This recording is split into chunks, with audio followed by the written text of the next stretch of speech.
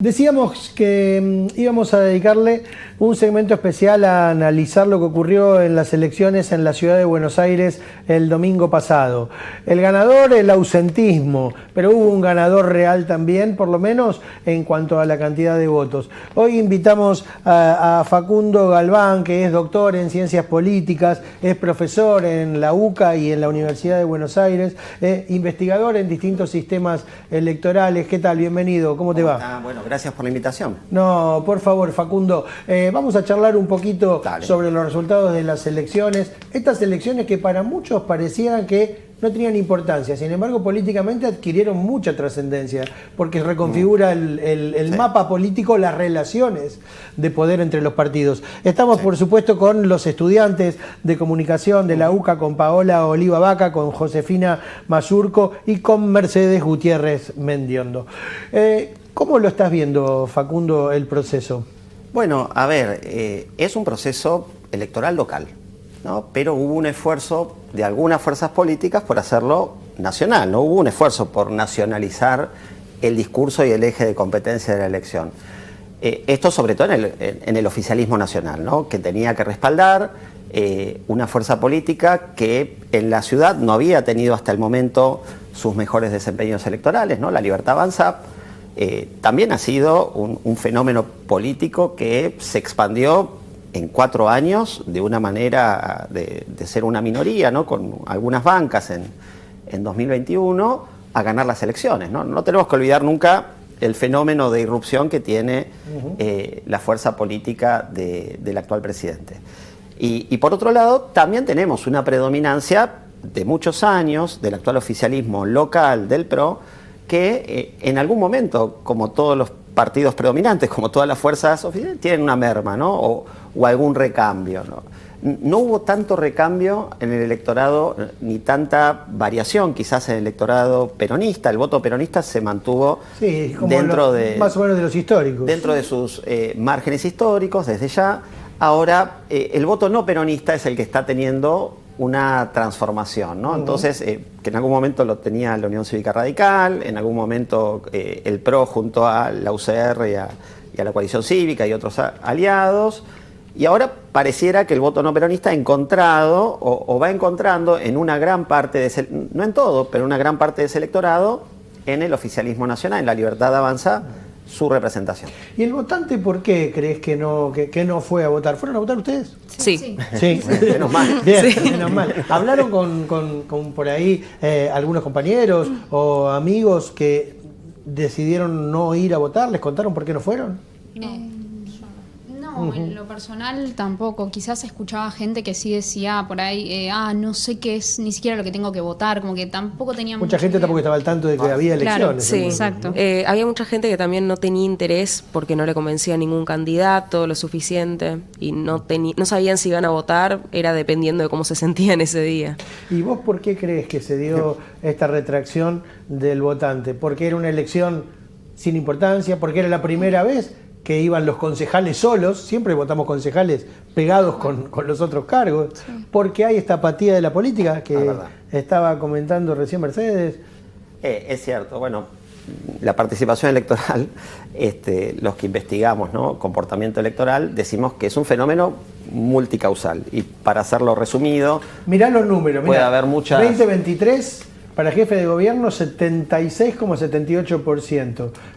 Para 2025, legislativas en la Ciudad de Buenos Aires, 53,35%. Es una caída fuerte, es una caída fuerte. Lo cierto es que, a ver, decimos, ¿no? Es un fenómeno multicausal. Por un lado, en ese número que mostraron recién, existe no digo una trampita, pero hay un detalle que convendría desagregar. Están promediadas las mesas de extranjeros y las mesas nacionales. Este es un tema que quienes trabajamos en gestión electoral también lo destacamos. El promedio de participación en las mesas de extranjeros ronda entre el 14 y el 18% del electorado. Y el promedio de participación en las mesas de nativos es entre el 70-75% en promedio histórico. Si bien las mesas de nativos no tuvieron una participación del 53%, en esta elección fue del 61% la participación, sigue siendo una caída muy fuerte respecto de la elección Vos anterior. lo que me querés decir que en el promedio los extranjeros te tiran el promedio para abajo. O sea, Exactamente. la falta de votos de los extranjeros te tira el promedio para abajo. Sí, pero no tenés que 6 de cada 10 fueron pero a votar nada más. no nos tenemos que quedar, insisto, Claro. te doy la razón, ese es un detalle que a los electoralistas nos encanta destacar, pero para mí tampoco termina de explicar cómo bajó en las mesas de nativos, porque de todos modos tenés una baja de 75 a 61, sigue siendo una baja fuerte. Entonces, puede ser gente que no se enteró que había elecciones, no estaba bien capacitada y capaz de... Hay gente que también tiene miedo, ¿viste? De ir y no saber qué votar. Pero bueno, no sé, pueden haber muchísimos factores. Yo noté en algunos datos que me pasaron también que capaz mucha gente joven no fue, o puede ser por apatía.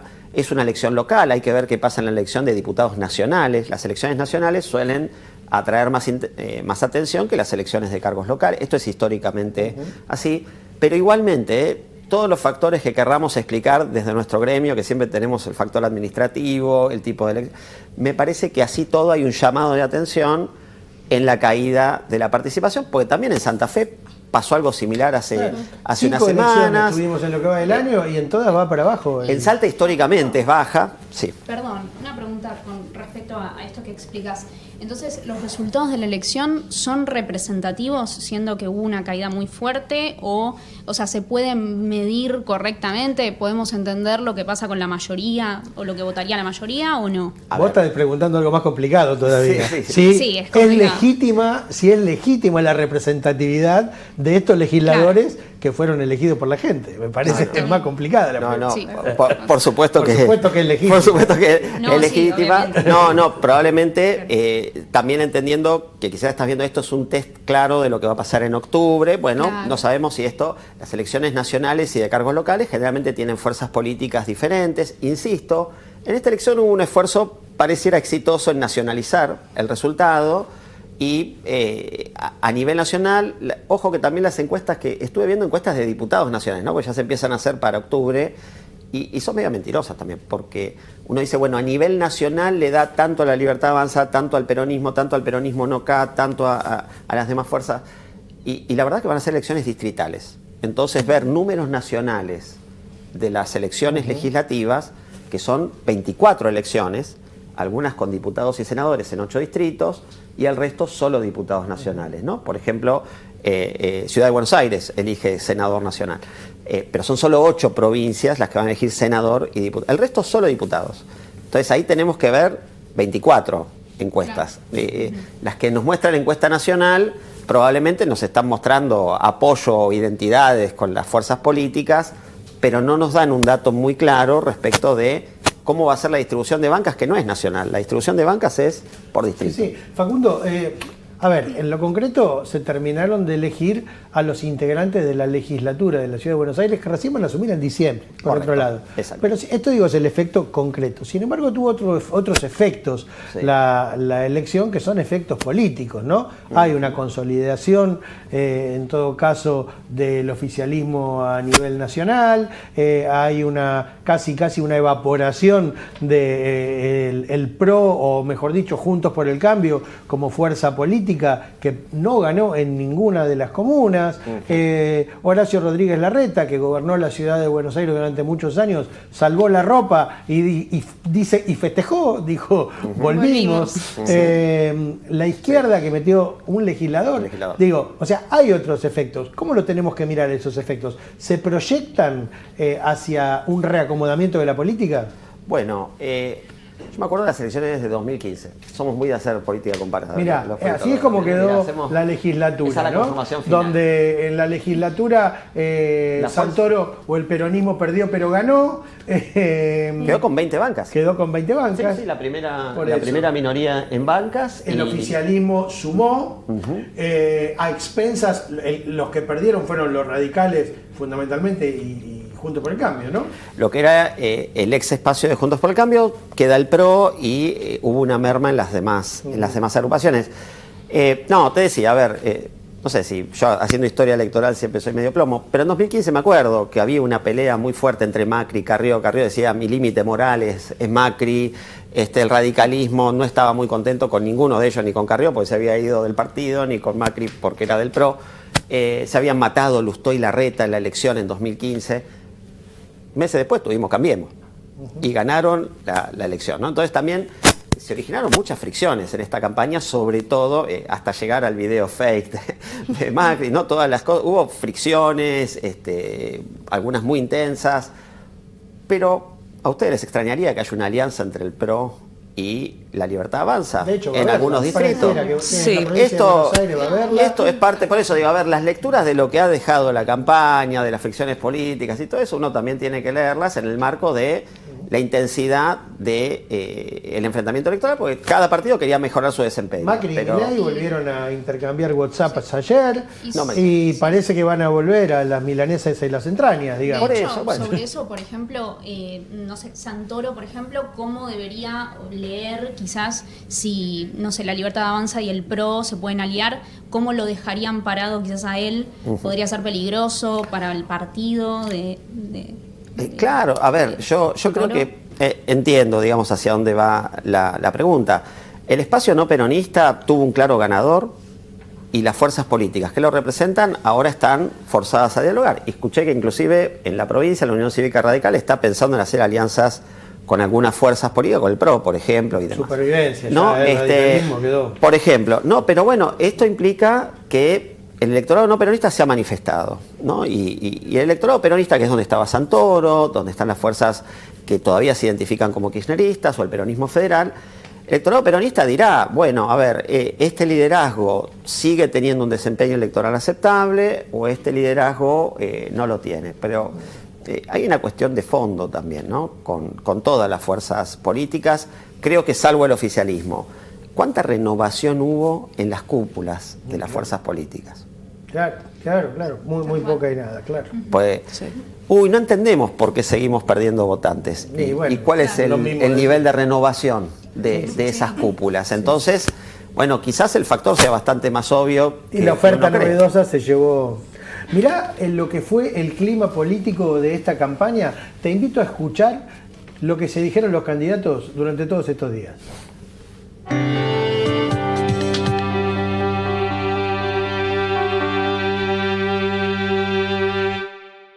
Lo cierto es que la gente tomó una decisión y la decisión que tomó en definitiva es que el instrumento para el cambio es La Libertad Avanza. El instrumento para el cambio somos nosotros. Así que invitamos a todos, absolutamente a todos, los que quieran apoyar este proyecto, apoyar un cambio en serio en el país, dejar los egoísmos de lado, dejar los personalismos de lado, dejar las mezquindades y sumarse a esto que se llama La Libertad Avanza. Esta fue una campaña muy difícil, llena de agresiones, de insultos, de noticias falsas, una campaña que cruzó todos los límites. Y eso no es un chiste.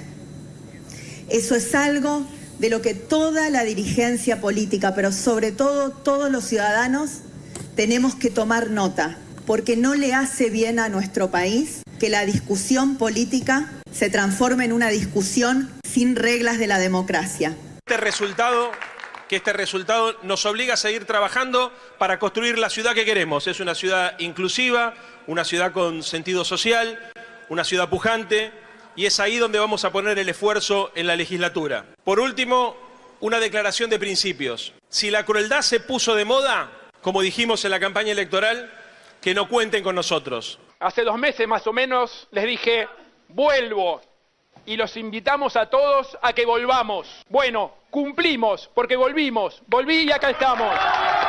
¡Volvimos!